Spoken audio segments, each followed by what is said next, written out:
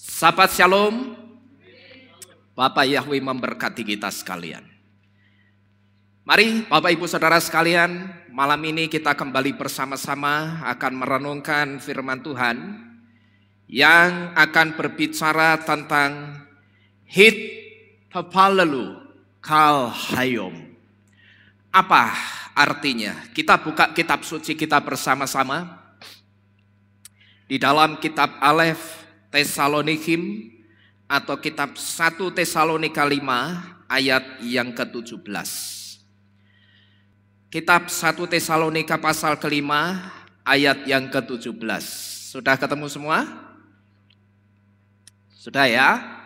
Kita baca bersama-sama. Alef Bet Gimel. Berdoalah tanpa henti-henti. Ya, jadi hitapalelu kal hayom itu artinya berdoalah tanpa henti-henti. Kata tepa lelu di sini ini dari kata tefilah yang artinya doa, saudara. Nah, Bapak Ibu Saudara sekalian, ayat ini adalah satu di antara ayat yang paling singkat di dalam kitab suci. Dan ini adalah satu di antara 14 pesan Rabi Saul yang disampaikan untuk jemaat yang ada di Tesalonika. Tetapi melalui ayat singkat ini, saudara, kalau kita perhatikan di sini sebetulnya ada satu pelajaran penting yang bisa kita dapatkan atau kita bisa tarik dalam kehidupan kita. Dan inti atau pesan dari ayat ini adalah supaya kita itu jangan sampai berhenti berdoa. Nah, mungkin sampai di sini ketika saya mengatakan kita tidak boleh atau jangan sampai berhenti berdoa, mungkin ada di antara kita yang berpikir begini, saudara. Pak, lah kalau kita tidak boleh berhenti berdoa, kalau kita setiap saat itu harus berdoa, lah terus kapan Pak masaknya? Ini kalau yang ibu-ibu. Terus kalau yang bapak-bapak mungkin bertanya begini. Terus kalau kita setiap waktu itu berdoa, lah terus kapan Pak kerjanya? Tentu saja Bapak Ibu Saudara sekalian, pengertiannya bukan seperti itu. Tapi pengertiannya adalah bahwa dalam situasi seperti apapun, bawalah hidup kita itu selalu dalam roh doa. Karena berdoa itu tidak harus selalu duduk diam. Berdoa itu tidak harus selalu lipat tangan lalu berbicara kepada Tuhan. Tapi pada saat kita sambil masak, kita sambil mencuci, atau kalau mungkin kita pas sambil nyetir seperti ini, saudara, dan kita sambil bekerja, melakukan pekerjaan apapun, kita itu bisa tetap berdoa di dalam hati kita. Nah, itulah yang dimaksud dengan kita membawa hidup di dalam roh doa. Sebetulnya, saudara, konsep berdoa dengan lipat tangan itu konsep doa yang keliru. Saudara harus ngerti ini, ya. Konsep berdoa dengan melipat tangan itu sebetulnya konsep berdoa yang keliru. Bahkan bisa saya katakan sebetulnya konsep doa yang seperti ini atau konsep doa dengan cara melipat tangan itu sebetulnya konsep doa yang sengaja diciptakan oleh setan, yang tujuannya supaya orang itu tidak pernah mendapatkan apa yang dia minta dalam doanya. Saudara perhatikan ini baik-baik. Jadi konsep berdoa dengan melipat tangan itu sebetulnya bukan konsep doa yang benar. Karena konsep doa dengan melipat tangan itu bisa saya katakan sebetulnya konsep ini sengaja diciptakan orang atau diciptakan orang-orang yang ditunggangi kuasa kegelapan, yang tujuannya supaya orang-orang yang berdoa itu tidak pernah mendapatkan apa yang dia minta kepada Tuhan. Sehingga ketika dia tidak pernah mendapatkan apa yang dia minta dari Tuhan, maka perlahan tapi pasti orang akan dibuat meninggalkan Bapa Yahweh. Sejak kecil saudara, ketika kita masih kecil atau ketika kita bersekolah, kalau saudara perhatikan, sejak kita mulai bisa berbicara, baik orang tua atau guru kita, itu sudah mengajarkan konsep doa yang seperti ini. Mengajarkan konsep doa yang seperti apa? Lipat tangan, terus apa? Tutup mata untuk berdoa pada Tuhan. Kan gitu saudara. Ya, jadi sejak kecil begitu kita bisa ngomong, mulai ceriwis, ya toh. Terus atau pada saat kita sedang sekolah di bangku taman kanak-kanak, kita sudah mulai diajari. Kalau berdoa itu tangannya diapakan anak-anak? Dilipat. Terus matanya diapain? Ditutup. Untuk apa? Untuk kita berdoa kepada Tuhan. Saya katakan sekali lagi, konsep doa melipat tangan itu konsep yang salah kaprah. Kenapa saya katakan salah kaprah? Saya pernah memberitahu di tempat ini, saudara masih ngedak. Saudara bisa membedakan antara berdoa dan sembahyang, bisa enggak? Kalau berdoa itu muatannya apa? Minta atau memberi? Minta. Kalau sembahyang itu dari kata sembahyang. Berarti sembahyang itu muatannya minta atau memberi? Memberi. Sudah bisa membedakan saudara ya. Jadi berdoa itu muatannya minta, sembahyang muatannya memberi. Nah, kalau doa atau berdoa itu muatannya minta, masa kalau minta tangannya ngatup, tangannya tertutup? Coba saudara renungkan. Maka inilah yang saya katakan, konsep doa dengan melipat tangan itu sebetulnya konsep doa yang bisa saya katakan ya dalam tanda kutip diajarkan setan supaya orang itu tidak pernah mendapatkan apa yang dia minta. Lah bagaimana mau mendapatkan? Wong pada saat dia minta tangannya nutup.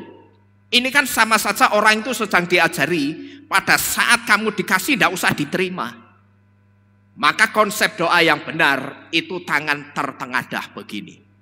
Karena dengan kita tertengadah, kita sedang diajari bahwa pada saat kamu meminta dalam doamu, percayalah bahwa kamu apa? Sudah menerimanya. Nah, karena kita sudah menerima, maka tangannya bagaimana? Dikatupkan atau dibuka? Dibuka, ditengadahkan seperti ini. Itu yang betul, saudara. Ya, karena seperti yang Yesus katakan, mintalah dan itu diberikan kepadamu. Pada saat kita minta, mintanya lewat apa tadi?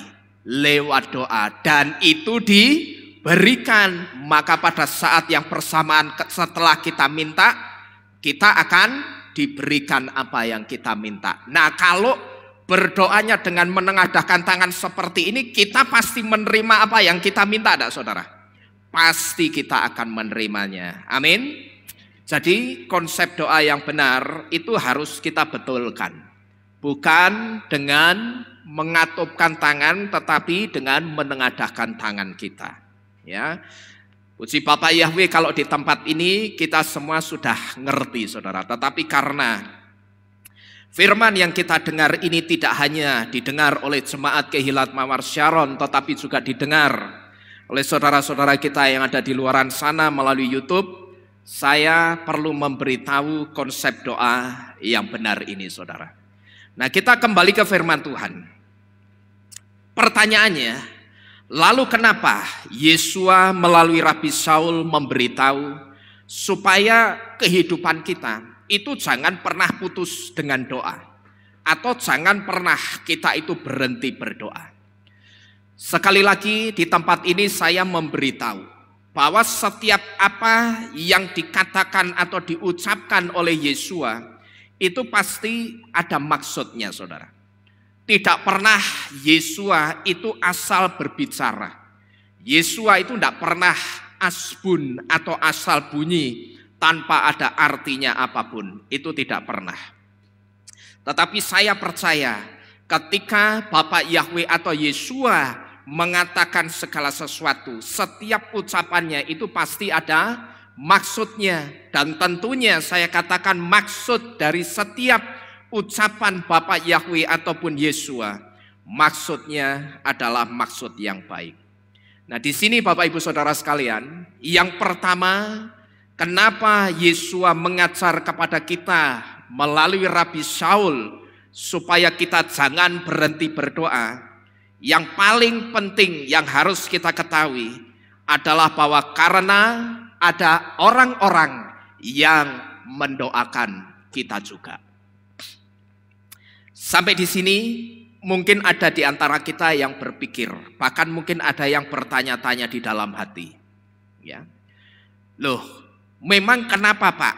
Kalau ada orang-orang yang mendoakan kita, bukannya itu bagus? Memang kenapa sih kalau ada orang yang mendoakan kita, bukannya katanya kalau semakin banyak orang yang mendoakan kita, itu artinya semakin bagus. Saya katakan betul. Tapi masalahnya, tidak semua orang yang mendoakan kita, mereka mendoakan yang baik untuk kita, saudara. Paham Bapak Ibu Saudara sekalian? Ya, kita tidak boleh berhenti berdoa. Yang pertama, karena ada orang-orang yang mendoakan kita juga. Nah, di sini kita mungkin berpikir, lo didoakan orang itu kan bagus. Bukankah di sini kita pernah diajar, semakin banyak yang mendoakan kita, itu artinya semakin bagus. Saya katakan betul. Cuman masalahnya, ketika orang mendoakan kita, tidak semua orang yang mendoakan kita, mereka mendoakan yang baik untuk kita. Pertanyaannya bagaimana kalau ada orang yang mendoakan yang buruk atau yang tidak baik untuk kita? Bisa enggak ini saudara kira-kira? Bisa saja. Nah, inilah kenapa kita itu tidak boleh berhenti berdoa.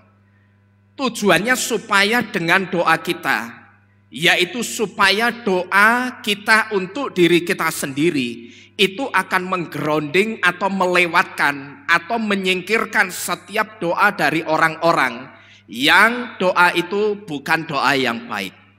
Di mana doa-doa buruk yang diucapkan atau diarahkan orang lain kepada kita, kalau kita itu berdoa, maka setiap apa yang didoakan orang lain yang buruk yang diarahkan kepada kita, itu akan kita grounding, itu akan kita singkirkan dari kehidupan kita.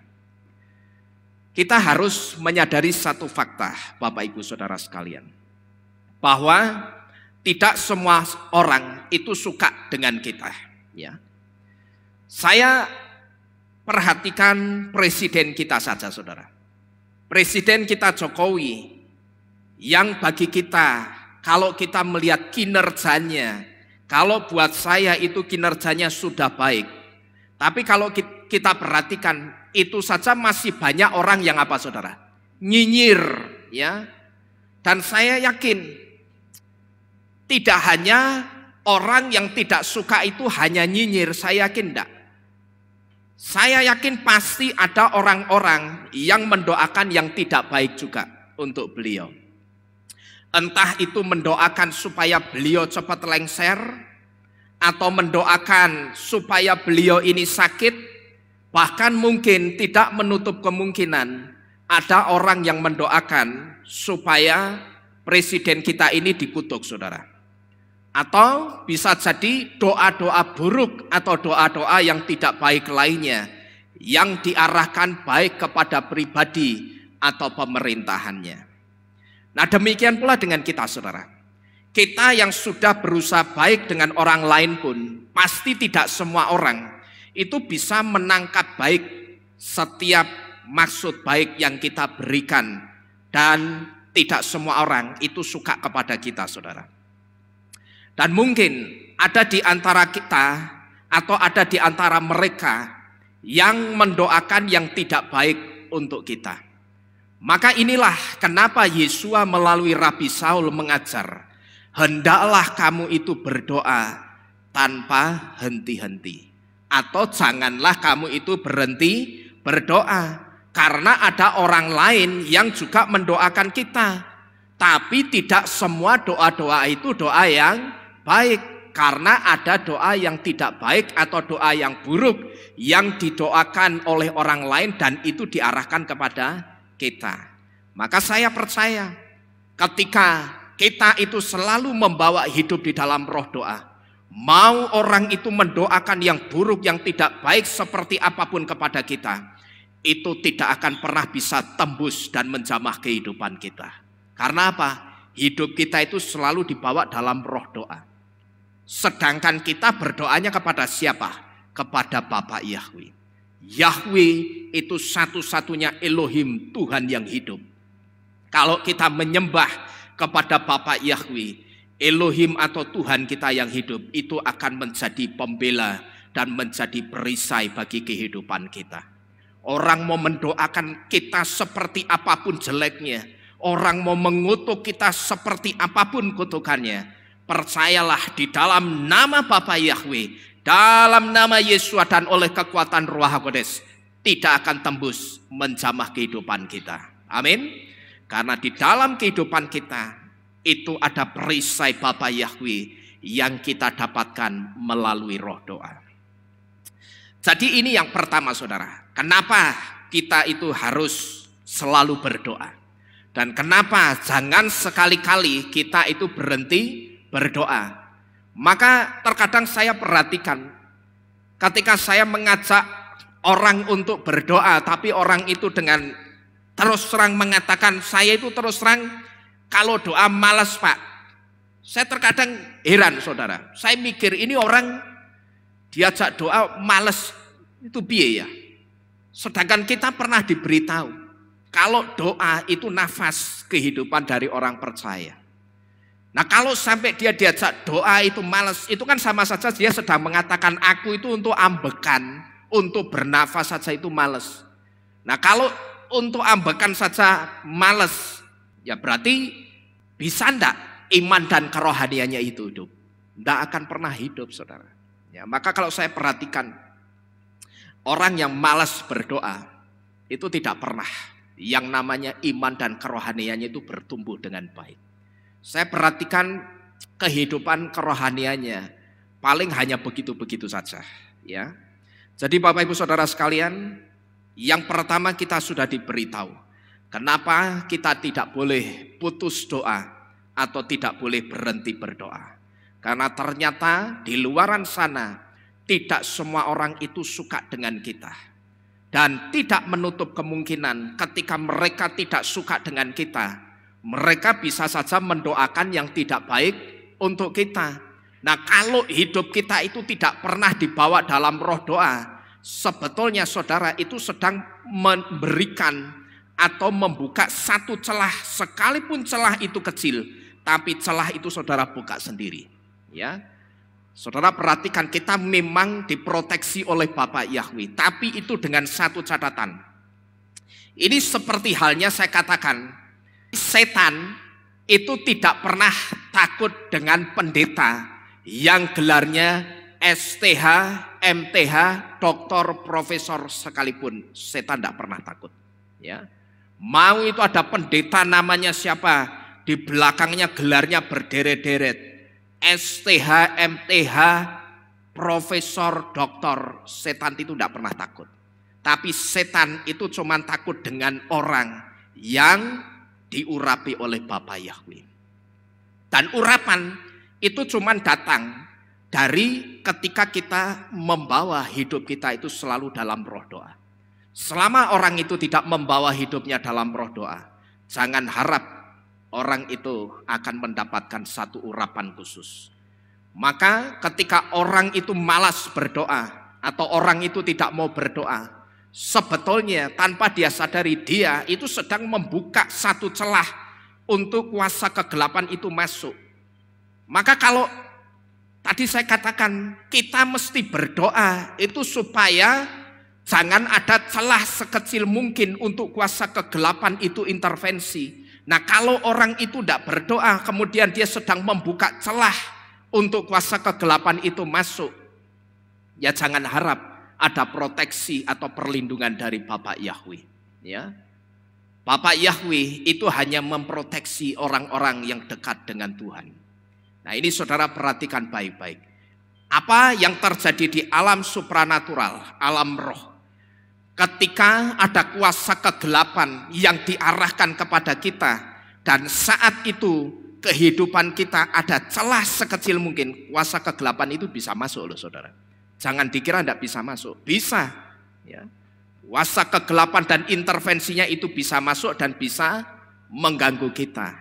Jadi Bapak Ibu Saudara sekalian, yang pertama kita diberitahu bahwa kita jangan pernah berhenti berdoa. Itu karena ada orang-orang yang juga mendoakan kita, tetapi mereka tidak berdoa yang baik untuk kita, tetapi mereka mendoakan yang buruk untuk kita. Ini yang pertama. Kemudian yang kedua, kita tidak boleh putus doa atau tidak boleh berhenti berdoa, karena doa akan menghubungkan hal yang mustahil bagi kita manusia.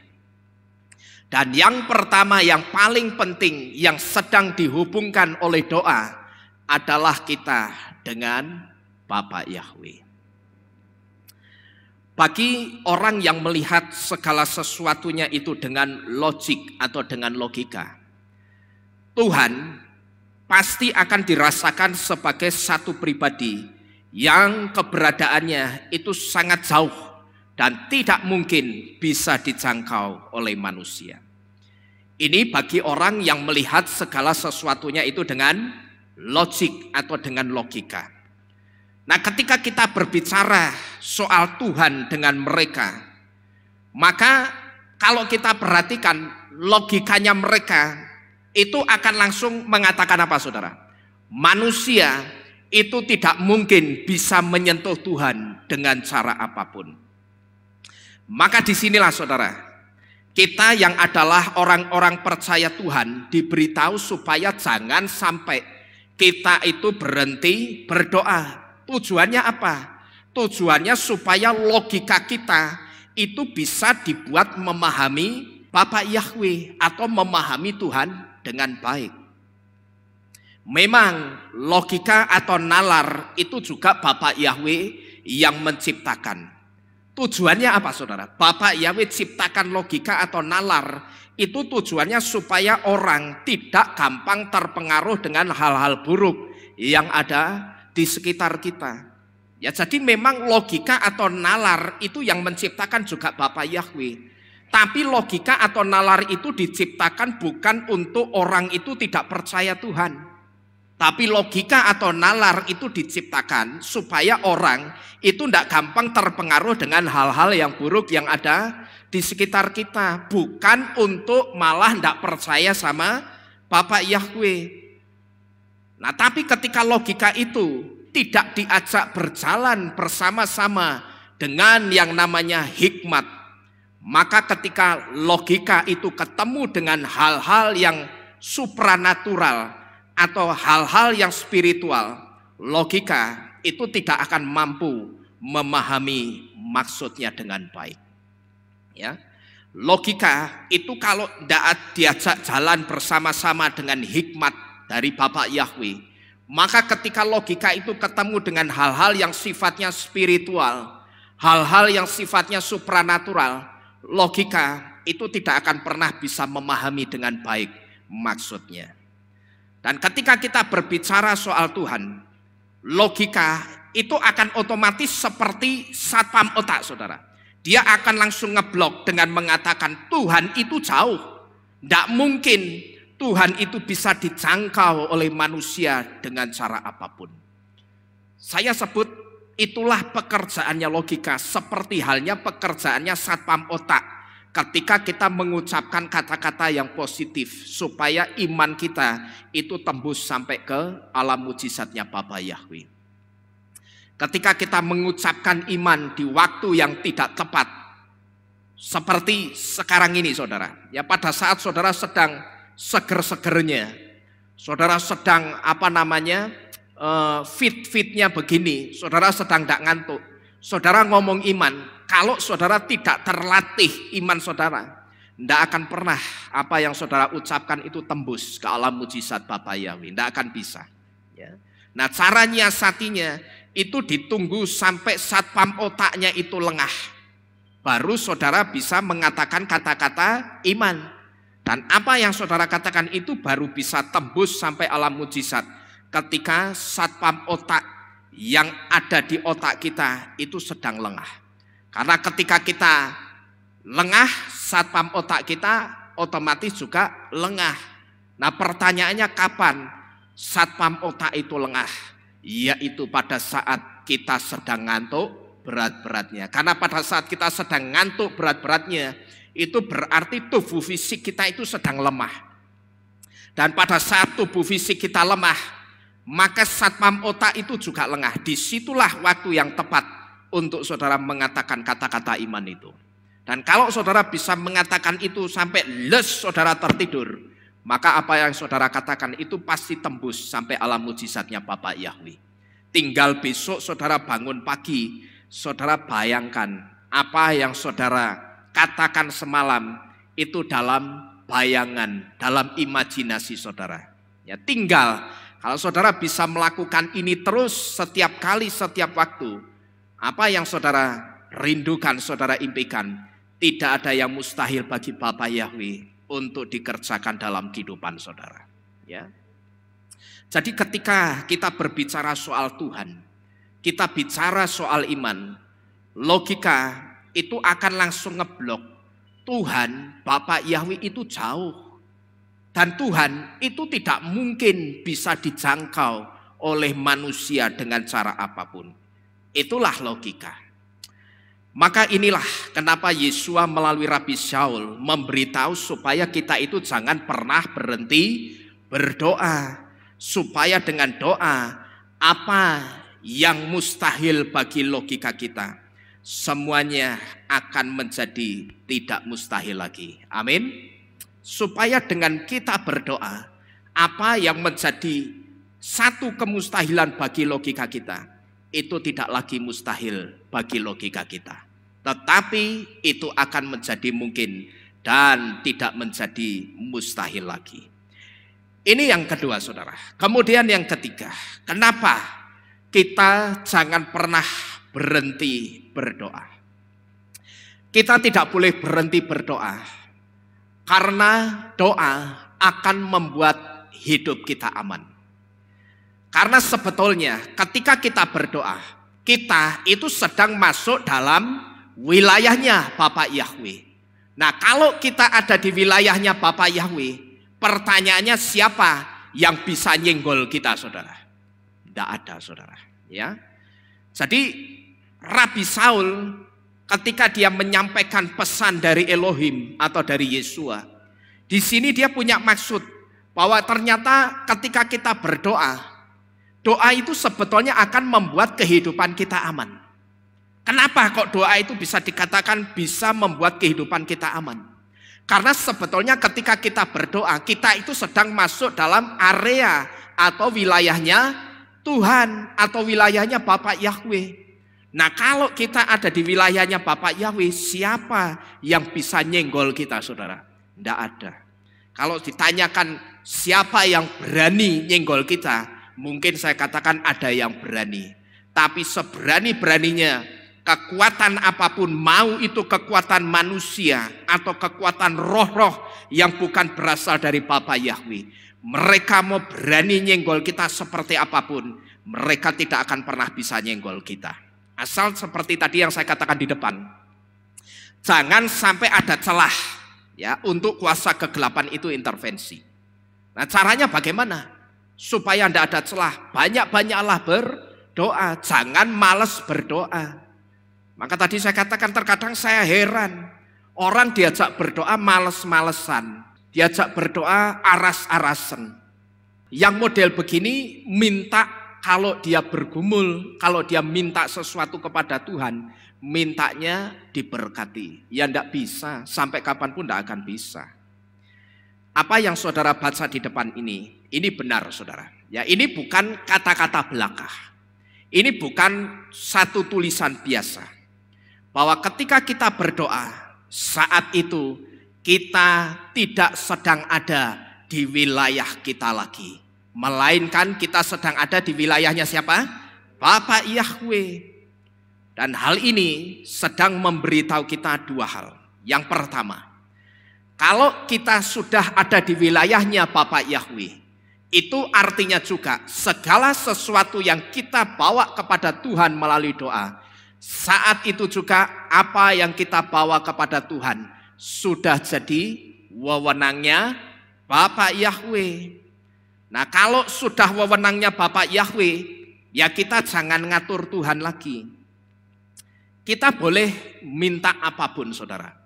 Pokok sejauh apa yang kita minta itu tidak bertentangan dengan Bapak Yahweh, kita boleh minta apapun. Saudara sampaikan saja permintaanmu. Saudara kepingin ini, kepingin itu, sampaikan saja kepada Bapak Yahweh. Soal nanti caranya bagaimana Bapak Yahweh mau memberkati permintaan kita, itu urusannya Bapak Yahweh, bukan urusannya kita. Ya. Jangan juga saya katakan kita ngatur Bapak Yahweh dengan pikiran-pikiran kita. Oh, nanti pasti aku percaya orang ini yang akan dipakai Tuhan untuk membantu aku.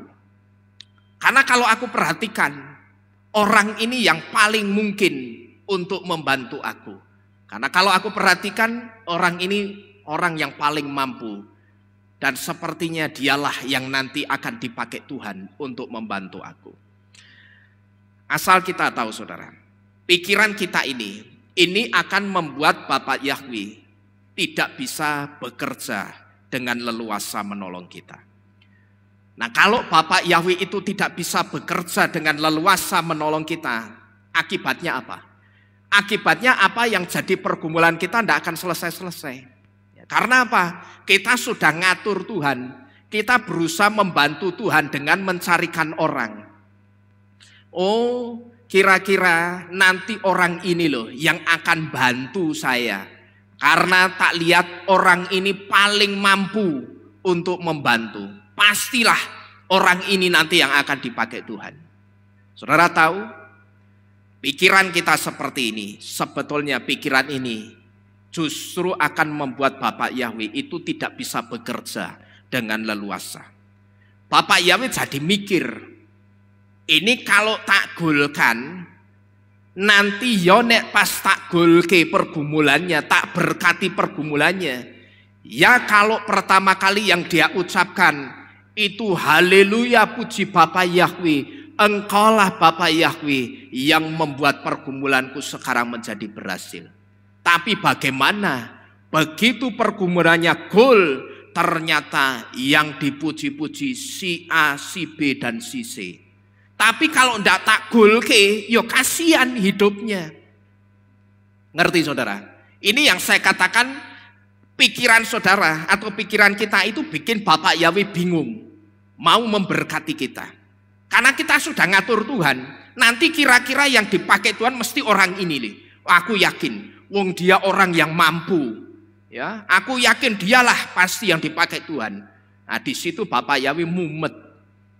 Ini nek tak golke, nanti gek bukan aku yang dipuji-puji, karena aku yang memberkati pergumulannya. Tapi nek ndak tak golke kasihan, dia wis mumet, pergumulannya sudah berat, hampir bunuh diri. Tapi nek digolke yang dipuji-puji bukan Bapak Yahweh. Paham saudara? Ya, jadi pikiran kita seperti ini nampaknya pikiran yang baik. Bagi kita yang tidak ngerti, itu nampaknya satu pikiran yang wajar. Ya kita kan boleh mereka-reka, tidak perlu. Ya, kita tidak perlu mereka-reka siapa yang akan dipakai Bapak Yahweh untuk menolong kita.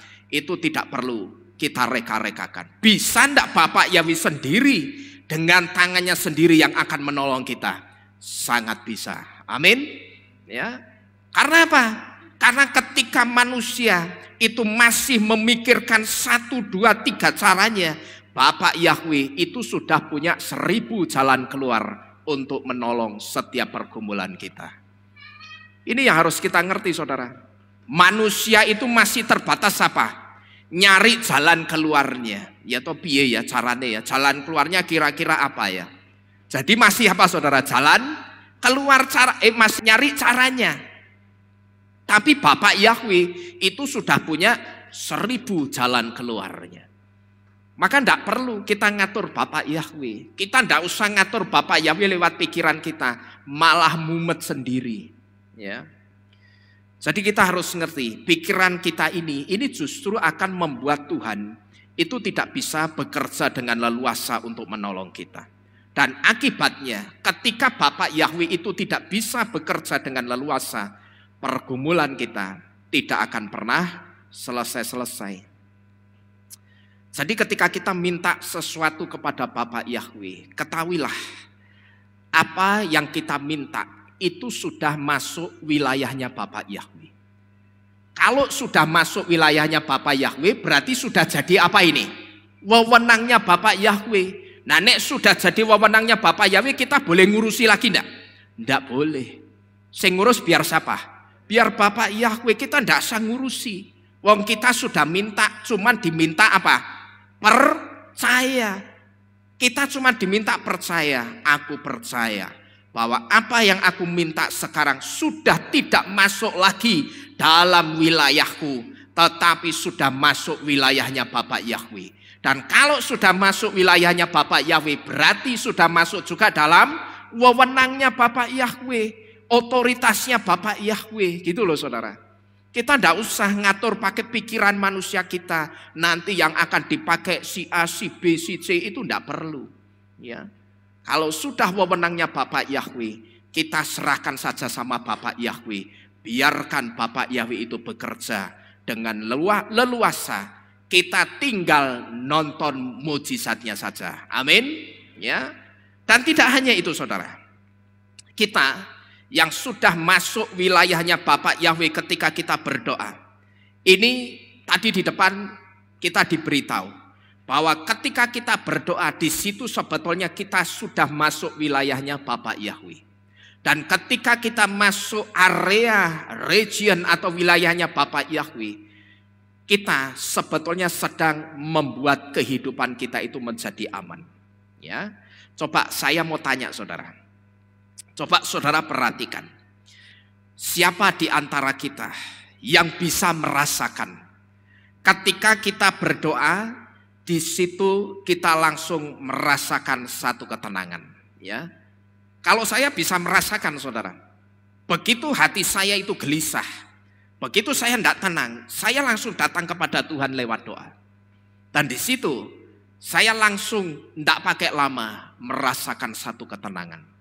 Saya tidak pernah sampai hari ini saudara, begitu saya gelisah ada satu persoalan, saya kedandapan kemana-mana. Tidak pernah. Mesti saya datang kepada Bapak Yahweh dulu. Yang paling pertama yang saya cari itu Bapak Yahweh. Coba saya mau tanya, ada enggak yang merasakan hal yang sama seperti yang saya rasakan? Ketika kita sedang gelisah, kita datang kepada Tuhan. Dan pada saat itu kita langsung merasakan ketenangan. Ada di sini saudara? Coba, tidak usah malu-malu, angkat tangan. Ada enggak yang seperti itu? Haleluya. Cuman satu tok di depan. Loh lah berarti liane ning dukun kabeh. Tenangnya kalau ke dukun Pak. Wah payah ini. Ya. Ini perlu dipertanyakan loh. Kalau sampai saudara itu tidak tenang datang sama Bapak Yahweh, berangkat sama Bapak Yahweh hatinya gelisah, berdoa masih gelisah dan kemerungsung, bisa saya pastikan berarti yang saudara andalkan itu bukan Bapak Yahweh. Ya, saudara perhatikan ini baik-baik. Hati-hati saudara, ya. Ketenangan yang kita rasakan itu sebetulnya satu indikator kalau kita itu sudah berhasil masuk dalam wilayahnya Bapak Yahweh. Ya, perhatikan ini baik-baik. Maka tadi saya tanya, ada enggak yang merasakan sama seperti saya? Yang ketika hatinya itu gelisah, gundah, enggak tenang. Lalu datang kepada Tuhan dan saat itu juga kita merasakan ketenangan. Maka saya tadi tanyakan kepada saudara. Karena apa? Karena ketenangan yang kita rasakan sebetulnya itu satu indikator kalau kita itu sudah berhasil masuk dalam wilayahnya Bapa Yahweh. Tapi pada saat saudara berdoa dan saat itu hatimu masih gelisah, saya bisa pastikan saudara belum berhasil masuk dalam wilayahnya Bapa Yahweh. Ya. Apa yang saya katakan ini bisa saya katakan based on my true story, ya, atau berdasarkan kisah nyata yang saya alami sendiri.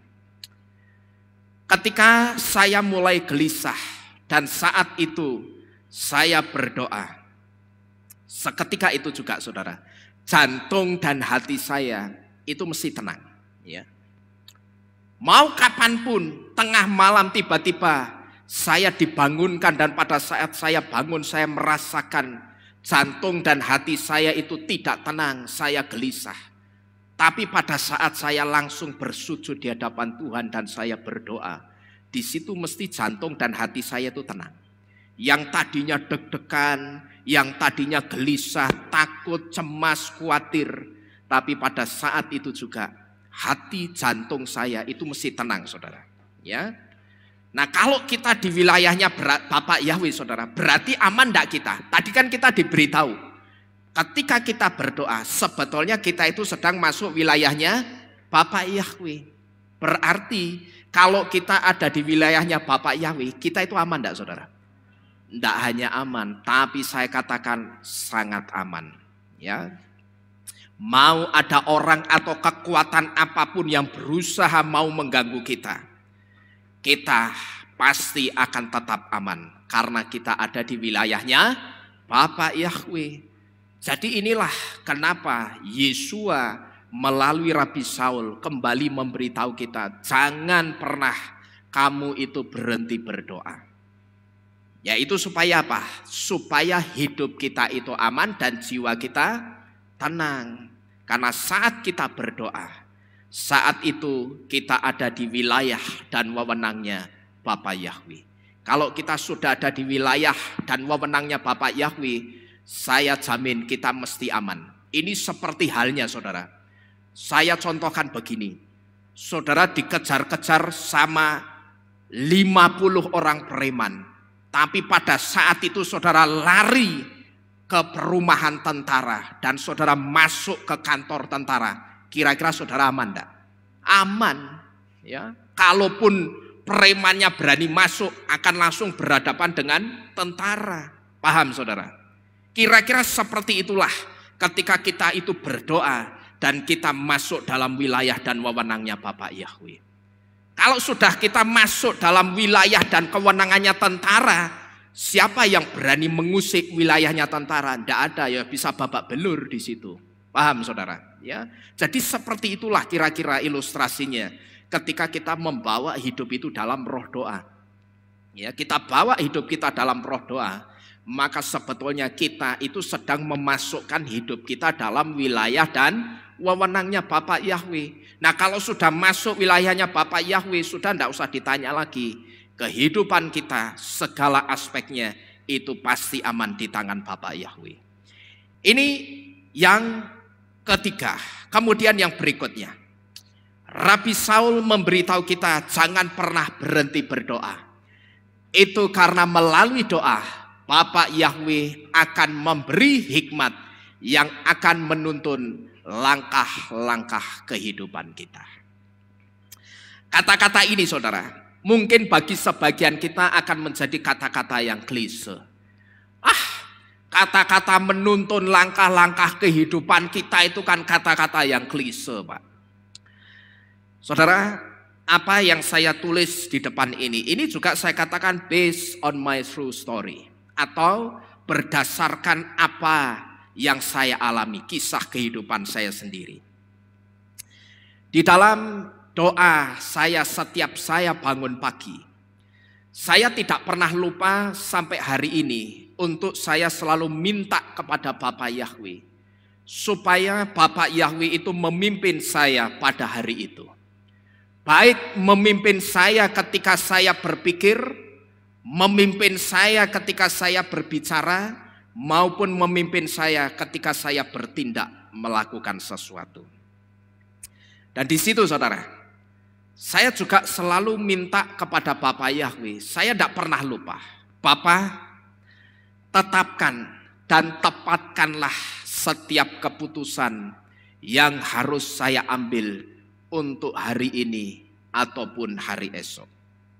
Supaya apa saudara? Supaya keputusan itu akan mendatangkan satu kebaikan untuk pekerjaanmu di tempat ini. Saya katakan kepada Tuhan seperti itu.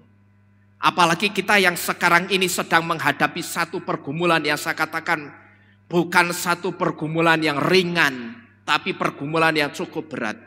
Di saat doa-doa saya tidak pernah lupa minta kepada Bapa Yahweh. Yang pertama, Bapa Yahweh, pimpin saya di dalam saya berpikir dengan hikmat-Mu. Lalu pimpin saya juga dengan hikmat-Mu ketika saya berbicara.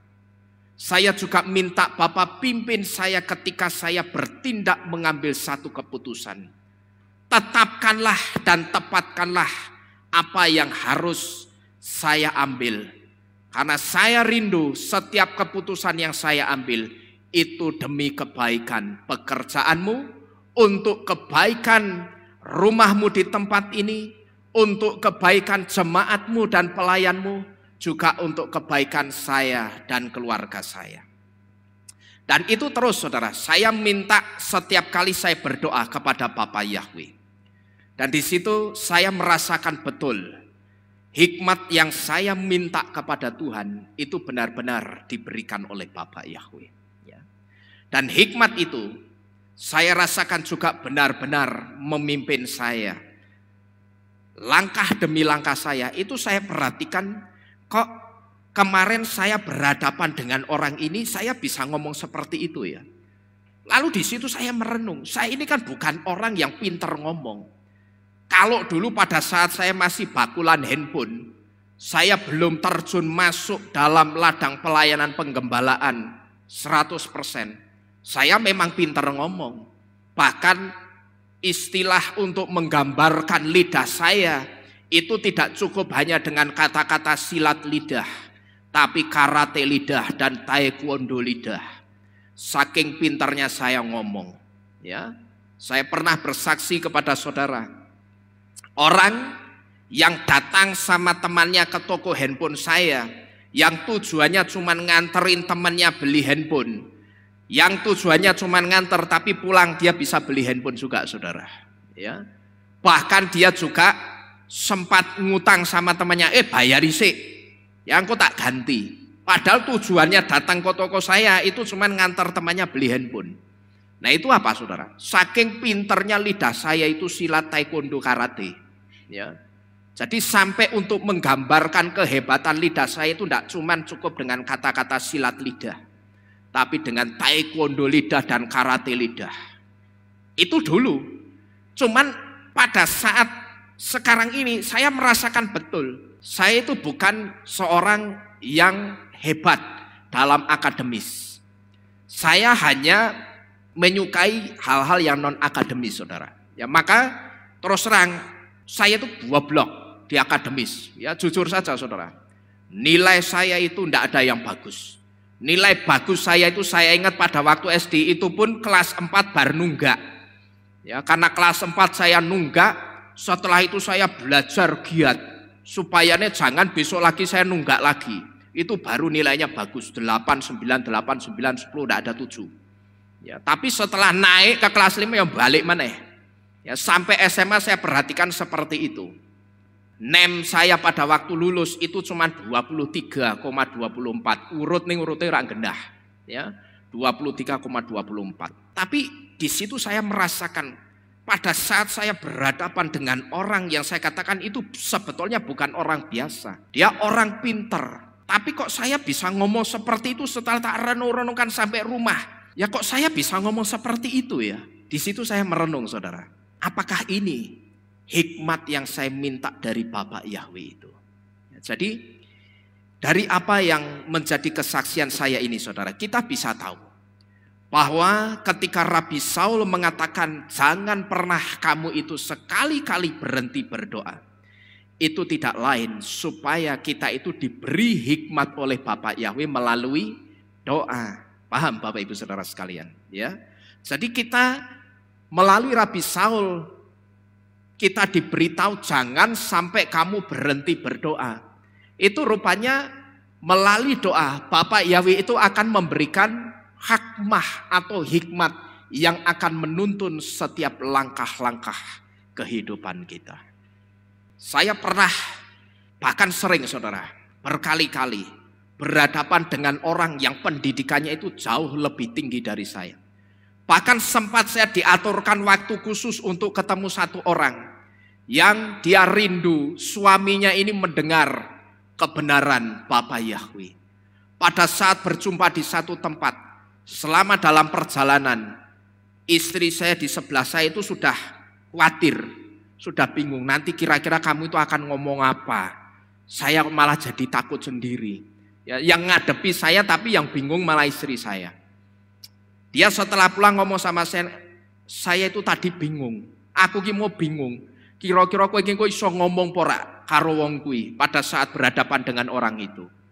Tapi saudara ngerti, begitu berhadapan dengan orang itu, saya dari rumah itu selalu minta ketika berhadapan dengan siapapun, Bapak Yahweh, bungkam segala kekuatan yang ada pada orang yang akan saya jumpai. Ya, tundukkan dia di bawah kuasa dan otoritasmu. Dan buat dia mendengar setiap kebenaran firman yang keluar dari lidah bibir mulut saya. Dan itu berkali-kali saya minta kepada Bapa Yahweh, Bapa, kasih saya hikmatmu. Engkau kan tahu Tuhan, saya itu seperti apa. Saya ngomong kepada Bapa Yahweh lewat doa. Itu seperti saya ngomong sama bapak saya sendiri, benar-benar saudara.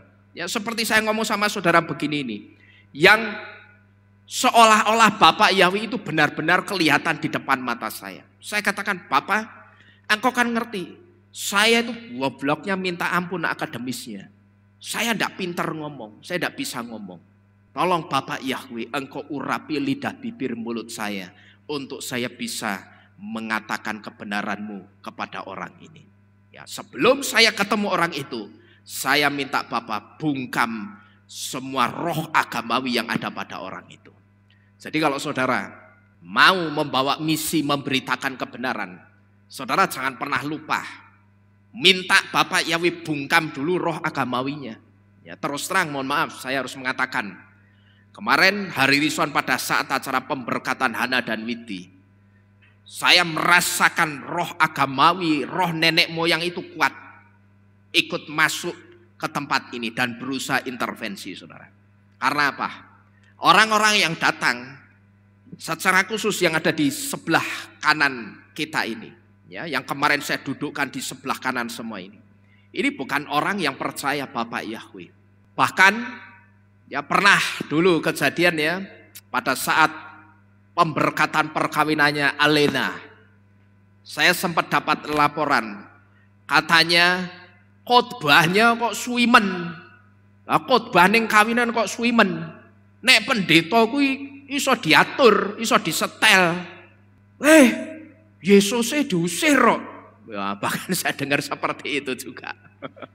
Ya, karena saya paham, saya maklum, orang-orangnya belum ngerti kebenaran.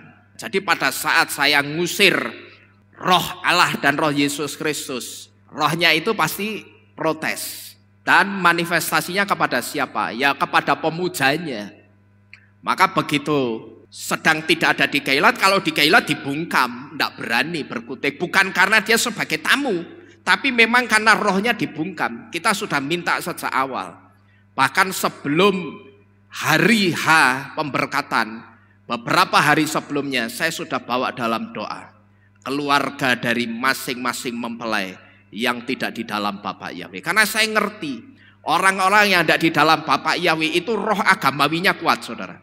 Roh nenek moyangnya itu kuat, roh leluhurnya itu kuat. Nah ini kalau tidak dibungkam dulu, nanti begitu mereka masuk akan ganggu ibadah. Mesti ibadah tidak enak. Itu bisa dirasakan lewat puji-pujian yang tidak ngangkat, lewat firman yang pesannya tidak bisa ditangkap dengan baik, atau dengan manifestasi apapun. Tapi pada saat kita bungkam bersama-sama dengan kekuatan Bapa Yahweh. Mereka ditundukkan oleh kuasa Bapa Yahweh. Jadi kita harus ngerti saudara, kita berhadapan itu bukan dengan darah dan daging seperti yang firman katakan.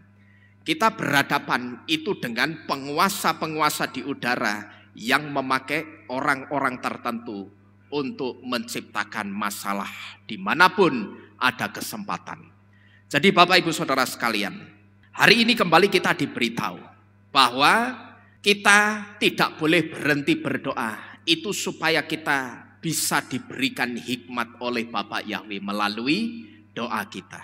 Dengan hikmat kita bisa ngerti, kita bisa mendeteksi. Sekalipun orang yang saudara hadapi, itu orang yang sama-sama rohnya di dalam Bapak Yahweh. Tapi kalau orang itu tidak beres mesti akan ketahuan saudara. Pokok saya punya satu ciri-ciri khusus begini, ini kalau saya. Kalau orang itu saya tatap matanya dia tidak berani melihat, blingsatan ke sana ke sini, ini mesti ada yang tidak beres sama orang itu. Kalau rohnya itu sudah sama dan dia beres, dia benar, kita bertatapan mata ya akan santai aja. Ya, kita komunikasi, menjalin komunikasi lewat tatapan mata itu akan biasa saja. Tapi kalau orang itu sedang brengsek, sedang tidak benar, pasti saya ajak tatapan mata itu tidak berani. Ya mesti blingsatan ke sana ke sini matanya. Ya kalau udah nunduk naik ke sana ke sini, padahal dia di atas dari kemarin itu adanya cuma plafon sama cecak. Tapi pada saat diajak bicara sing disawang yang dhuwur. Padahal mulutnya di sini saudara. Ini kan aneh saudara. Ini menunjukkan apa? Orang itu sedang tidak beres. Nah kita ngertinya bagaimana?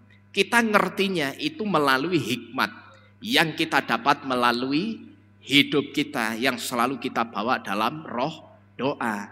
Maka saya membuat satu joke supaya saudara itu ingat baik-baik. Ya, saya buat satu lelucon itu supaya saudara ingat baik-baik. Milikilah kepekaan roh. Karena kalau sampai saudara tidak punya kepekaan roh jadinya apa? Kepekoan, gitu loh. Kalau tidak punya kepekaan roh jadinya pekok. Ya, pekok itu apa? Pekok itu istilah yang dipakai orang Jawa untuk menggambarkan kebodohan seseorang. Karena apa? Dia tidak ngerti apa-apa gitu loh. Jadi Bapak Ibu Saudara sekalian, melalui apa yang saya saksikan tadi, kita bisa tahu bahwa ketika Rabi Saul mengatakan jangan pernah berhenti berdoa, itu artinya Rabi Saul sedang memberitahu melalui doa kita akan diberikan hikmat oleh Bapak Yahweh. Kemudian yang terakhir, ketika Rabi Saul mengatakan jangan pernah berhenti berdoa, itu karena hanya melalui doa kita akan melihat hal-hal yang ajaib. Saudara-saudara sekalian, saya yang sekarang ini sedang mengajak saudara membawa pergumulan kita kepada Bapak Yahweh. Sebetulnya ini karena saya ingin mengajak saudara melihat keajaiban-keajaiban Tuhan di tempat ini melalui doa kita. Nah, perlu saudara ketahui bahwa saya yang sekarang ini mengajak saudara membawa pergumulan kita kepada Bapak Yahweh. Ini sebetulnya karena saya sedang mengajak saudara untuk kita nanti melihat keajaiban-keajaiban Bapak Yahweh di tempat ini melalui doa kita. Saudara percaya enggak? Apa yang sudah kita doakan suatu hari kelak kita akan melihat keajaibannya. Amin. Kita sudah berdoa minta kepada Bapak Yahweh. Nah sekarang bagian kita apa? Kita percaya saja doa kita sudah didengar dan diberkati Bapak Yahweh. Kita sudah bersama-sama minta Bapak Yahweh, rumahmu di tempat ini punya pergumulan seperti ini. Saya bawa dalam Tuhan setiap pergumulan kehilat di tempat ini. Bahwa sekarang ini Bapak, ada orang-orang yang berusaha mengusik rumah dan pekerjaanmu di tempat ini. Bapak, kami juga minta. Kita minta apa saudara? Masih ingat enggak? Kita minta uang berapa? 2 miliar untuk kita bisa membeli rumah dan tanah ini. Yang tujuannya apa? supaya pekerjaan Bapak Yahweh itu bisa berdiri di atas sukacita setiap orang. Ya, saya tidak mau ribut-ribut. Ya, kalau sekarang saya sudah tidak mau ribut-ribut. Maka kalau saya punya uang segitu, saya memilih untuk tidak ribut. Nih, kamu mau, bawa saja. Ya, kalau saya lebih memilih seperti itu, saudara. Karena buat saya yang paling penting sekarang itu damai sejahtera untuk saya bekal melayani Bapak Yahweh. Nah, di tempat ini kita sudah berdoa minta kepada Bapak Yahweh. Sekarang bagian kita itu cuman kita disuruh percaya bahwa doa kita sudah didengar dan diberkati Bapak Yahweh. Amin. Sebentar lagi saudara dan saya pasti melihat keajaiban-keajaiban Bapak Yahweh di tempat ini. Amin. Amin. Bapak Yahweh memberkati kita sekalian. Haleluya. Kita bersama-sama tunduk di dalam doa. Kita akhiri firman pada malam hari ini.